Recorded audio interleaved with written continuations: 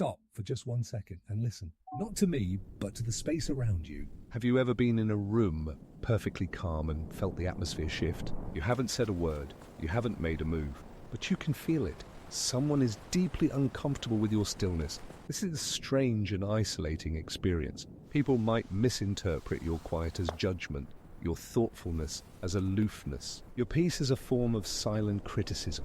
They might fidget, talk faster, fill every available silence with noise. Or they might become passive-aggressive, trying to provoke a reaction to pull you out of your center. You start to wonder if something is wrong with you. Am I being cold? Am I arrogant? You might even feel an impulse to shrink, to perform a bit of anxiety just to put them at ease, to match their frequency. But the truth is, their reaction has very little to do with you, and everything to do with what your calmness reflects back at them. Let's explore the hidden mechanics behind this. It's not magic, it's psychology and a bit of neurobiology. First, there's the principle of nervous system co-regulation. As social creatures, our nervous systems are designed to sync up with those around us.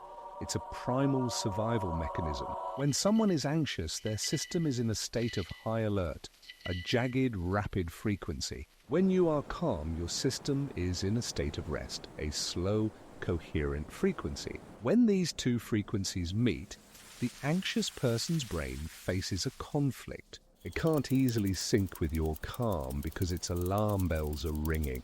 This dissonance, this failure to match, can register subconsciously as a threat. It's an unsettling and deeply uncomfortable feeling they can't quite name. The second reason is that your peace is a mirror. Imagine a person who lives in a cluttered, chaotic room.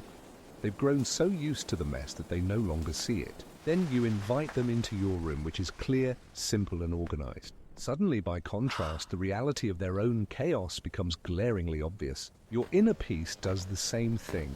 For someone constantly running from their own anxious thoughts, your calm presence is a stark reminder of the inner turmoil they are trying to ignore. It doesn't just highlight their chaos, it implicitly invites them to look at it.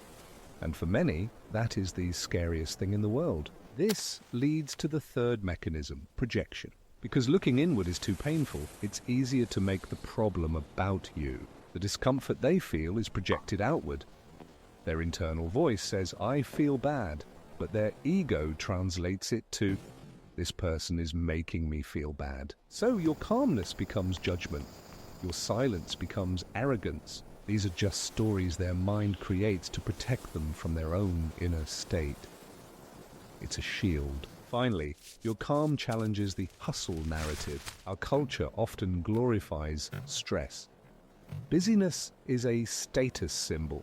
Being overwhelmed is seen as a sign of being important. A genuinely calm and centered person is a quiet rebellion against this narrative. You demonstrate, simply by existing, that it's possible to be present, engaged, and effective without being in a state of constant, frazzled panic.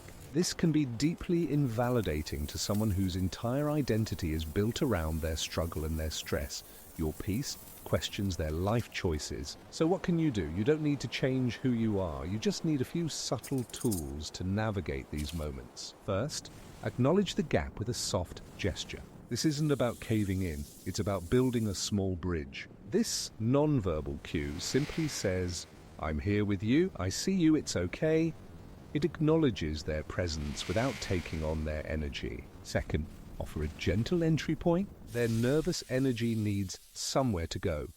If you remain a silent wall, it will just bounce back at them, amplifying their discomfort. So, offer them a way in. Ask a simple, open-ended, and low-pressure question. Something like, "What's on your mind?" or "How is this all landing with you?" This validates their internal state and gives their energy a constructive path, turning the focus from you to their own experience. Third, briefly narrate your inner state. This demystifies your silence. It shows that your calmness is a process, not a judgment. You can say something simple like, "I'm just taking a second to process that," or "My mind works a little slower, I'm still thinking." And a fourth, internal action. Practice energetic containment. This is for you, not for them.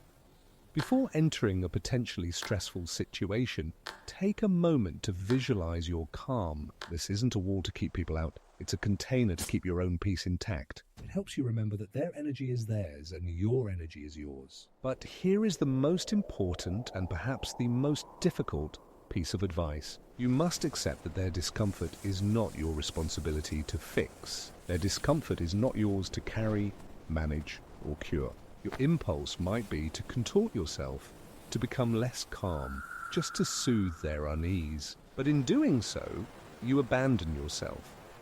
You also rob them of an opportunity to learn to self-regulate. Your greatest gift in that moment is not to join them in their anxiety, it's to hold your ground.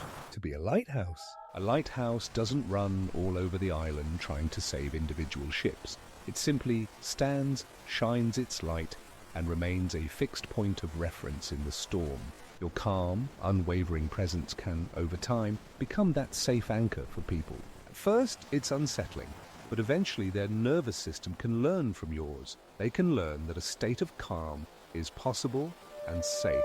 But it only works if you don't dim your own light. Your calm nature is not a flaw, it's not a social defect. In a world that is addicted to noise, distraction, and urgency, your stillness is a rare and profound strength. It is a quiet form of power. So do not apologize for it, do not hide it. Learn to protect it, to understand its effect on others, but never, ever feel you have to give it away to make a chaotic world feel more comfortable. Just be, and let that be enough.